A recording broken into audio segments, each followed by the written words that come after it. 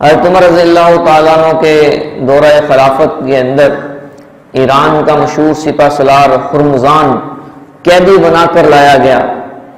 اس کو جب حضرت عمر رضی اللہ تعالیٰ عنہ نے اسلام کی دعوت دی، اس نے اسلام کی دعوت کو ٹھکرا دیا کہ میں نے اسلام قبول کرتا۔ آپ نے جلاد کو حکم دیا اس کو قتل کر دو۔ تو فرمایا یا امیر المؤمنین کہ میں پیاس سے نڈھال ہوں، مجھے پانی چاہیے۔ اسے ایک پیالے میں پانی دیا گیا۔ پانی جیسے اس کے ہاتھ میں آیا، کہا جی آپ پانی پینے تک مجھے قتل تو نہیں کریں گے؟ جی آپ کو پانی پینے تک قتل نہیں کریں گے۔ یہ سنا اور پیالہ نیچے گرا دیا۔ آپ نے جلاد کو حکم دیا پیچھے ہٹ جاؤ۔ جیسے اس نے تلوار پیچھے ہٹائی اور فوراً کہا اشہد ان لا الہ الا اللہ و اشہد ان محمدا عبدہ و رسولہ۔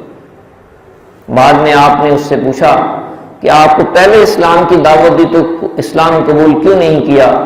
کہا کہ کہیں لوگ یہ نہ کہیں کہ موت کے اور تلوار کے ڈر سے اسلام قبول کیا۔